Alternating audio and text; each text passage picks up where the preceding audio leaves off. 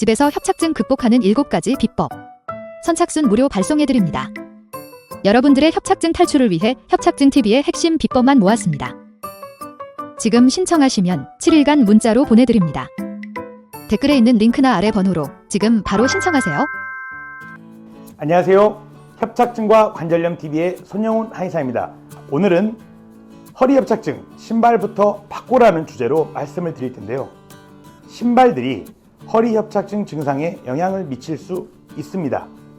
또 허리 협착증 환자분들께 가장 좋은 신발이 존재합니다. 오늘은 이 내용을 말씀드리겠습니다. 허리 협착증을 극복하시는데 큰 도움이 되실 내용이니 주의 깊게 들어주십시오. 제가 허리 협착증 환자분들을 오랫동안 진료를 했습니다. 정말 많은 환자분들을 진료했는데요. 진료를 하면서 느꼈던 몇 가지 경험이 있습니다. 어떤 한 환자분께서 오셨어요. 지인에게 신발을 선물 받은 거예요. 지인에게 신발을 선물 받았는데 그게 본인의 발 사이즈보다 조금 작은 신발이었어요. 그래도 선물 받은 신발이니까 고마워서 신고 다니셨던 겁니다. 자기의 발보다 조금 작은 신발을 일주일 동안 신었더니 허리 협착증 증상이 더 심해지더라는 겁니다. 왜 그랬을까요? 발을 옥죄게 되면 발로 혈액순환이 잘 될까요? 안 될까요? 안 되겠죠. 그래서 증상이 심해진 겁니다. 허리 협착증은 결국 발로 혈액순환이 안 돼서 여러 가지 증상이 생기는 질병이거든요. 사이즈가 작은 신발을 신으니까 발이 옥죄면서 혈액순환이 안 되는 거죠. 자, 그러면 우리는 여기서 생각해 볼 수 있어요. 내 발을 옥죄는 구두라든가 딱딱한 신발들을 신으면 허리 협착증에 좋겠어요? 안 좋겠어요?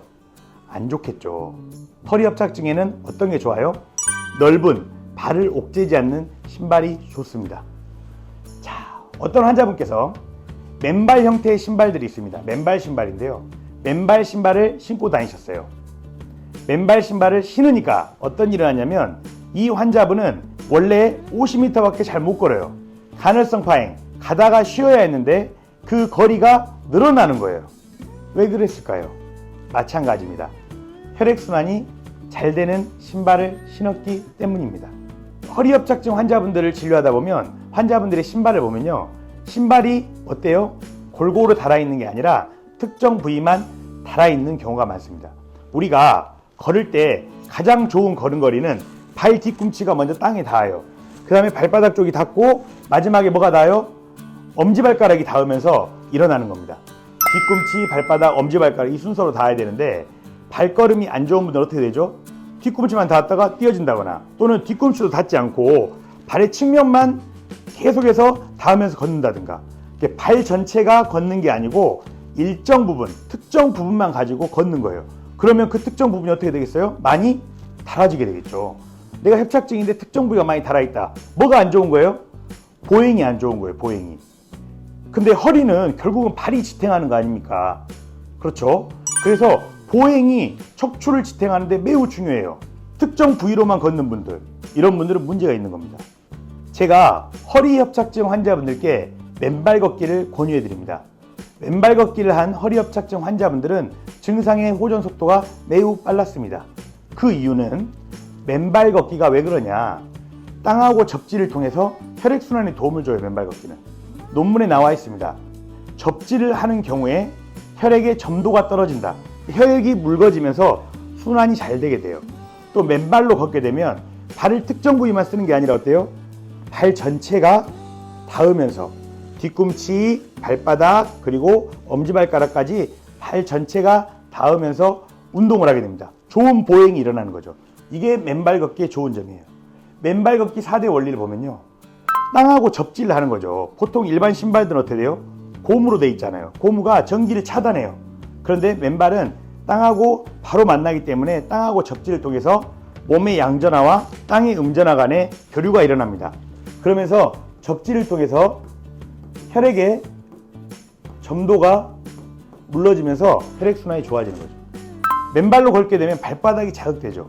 한 발에만 신경세포가 20만 개 있다 그래요. 이러한 20만 개의 신경세포가 자극되면서 온몸이 활성화되게 돼요.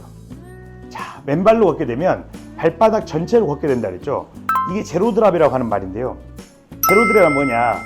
앞에 있는 발가락하고 발의 뒤꿈치하고 이 높이가 똑같다. 제로 드랍이다. 똑같다는 말이에요. 근데 일반 신발을 신으면 이 높이가 똑같아요. 어때요? 이 높이가 달라져요. 달라지면 발바닥 전체로 걷게 되기가 어렵습니다. 근데 맨발로 걷게 되면 어차피 맨발 상태에서 지면을 닿는 거기 때문에 이 높이가 똑같기 때문에 발바닥 전체로 걷게 되는 거예요. 그리고 우리가 신발을 신게 되면 발가락이 신발에 쌓여져 있는 거예요. 이렇게 발가락이 움직여줘야지 척추도 더 잘 지탱하게 되고 또 발가락의 움직임을 통해서 혈액순환도 촉진이 되는데 일반 신발에 쌓여져 있으니까 그게 안 되는 거죠. 근데 신발을 벗게 되면 발가락이 자유롭게 움직여야 되잖아요. 발가락의 자유로운 움직임이라 합니다. 발가락의 자유로운 움직임이 일어나면 척추를 지탱하는 데 유리하다. 또 발가락의 근육의 혈액순환 작용을 높일 수 있다. 이런 원리들을 통해서 맨발 걷기는 허리협착증 환자에게 매우 좋고 허리협착증 환자가 반드시 해야 하는 운동법입니다. 허리협착증 환자가 허리협착증 때문에 병원에 가는 것도 중요하지만 그 못지않게 중요한 생활관리 방법이 바로 맨발 걷기입니다. 맨발 걷기는 하지 않고 병원만 다닌다면 허리협착증 치료 결과가 그다지 좋지 않을 수 있다. 하지만 맨발 걷기를 하면서 병원 치료도 한다면 너무나 좋은 치료가 될 것입니다. 그런데 맨발 걷기를 하기가 쉬워요? 어려워요? 어렵죠. 저는 맨발 걷기를 할까요? 가끔 합니다. 왜? 바빠서 못해요. 또 맨발 걷기를 할 장소까지 가야 되거든. 거기까지 가는 것도 어려워요. 자, 맨발 걷기 하기 어려운데요. 어르신들은 특히나 발에 상처가 나게 되면 세균 감염되면서 파상풍 위험이 있죠. 그래서 맨발 걷기에 어려움을 겪습니다. 또 맨발 걷기 할 장소를 찾기가 쉽지가 않아요. 자, 맨발로 걸을 장소까지 이동하는데 그 시간이 부족한 것도 사실이에요. 또 맨발로 걸으면 어때요? 창피해요. 남들이 쳐다보고 사회적 시선도 걱정돼요. 그래서 맨발 걷기 하기가 쉽지 않아요. 그런데 맨발 걷기는 꼭 해야 되거든요. 그래서 제가 만들었습니다. 뭘 만들었을까요? 바로 맨발 신발인 맨발 바로를 만들었어요. 누구와 함께? 국내 공장과 함께. 제가 말씀드렸던 맨발 걷기 4대 원리를 구현했어요. 자, 일반 신발들은 밑창이 전기가 통해요, 안 통해요? 전기가 통하지 않습니다. 그러면 이 맨발 신발의 밑창은 전기가 통할까요, 안 통할까요? 전기가 통합니다. 통전, 전기가 통하는 특수 밑창을 활용했습니다. 도전 카본을 밑창에 함께 넣어서 전기가 통하는 통전 밑창을 활용했습니다. 그래서 뭐가 돼요? 접지가 됩니다. 맨발 걷기는 왜 좋다 그랬죠? 발 전체로 걷기 때문에 좋다 그랬죠. 발 전체로 걷기 위해서는 제로 드랍, 뒤꿈치하고 앞에 발가락하고 높이가 똑같아야 돼요. 그렇다면 이 신발 어떻게 됐을까요? 밑창이 평평하겠죠. 그래서 맨발과 비슷한 상태가 됩니다. 제로 드롭 형태여서 맨발 걷기와 똑같은 환경을 제공한다. 또 맨발 걷기를 하게 되면 발가락이 자유롭게 움직이면서 발가락의 척추에 대한 지탱력이 좋아지고 발가락 근육들의 활성화를 통한 혈액순환에 도움이 된다 그랬죠? 자유로운 발가락 움직임이 보장됩니다. 그러기 위해서 발가락이 자유롭게 움직이도록 이 부위를 넓게 만들었겠죠. 강의를 하는 지금 저도 신고 있습니다. 그런데 제가 맨발 바로 신발을 연구하고 제작하고 또 신으면서 느끼는 거는 발 전체가 움직이게 된다는 거예요. 우리가 만약에 이걸 신고 다녀요. 물론 밑창이 전기가 통하지만 계속해서 콘크리트나 시멘트 바닥만 이렇게 다니게 되면 그런 바닥들은 바닥 자체가 전기가 잘 안 통하잖아요. 그래서 접지 효과가 그럴 땐 떨어질 수가 있어요. 그런데 일상에서 이걸 신고 다니게 되면 맨발과 유사한 형태로 발 전체가 걷게 되는 효과가 있는 거예요. 발 전체가 걷게 되는 효과만 있어도 어때요? 발끝으로의 혈액순환 능력이 좋아지고 척추에 대한 지탱력이 좋아질 수 있다. 그래서 허리협착증 환자분들은 저는 맨발 신발을 꼭 신으셨으면 좋겠어요.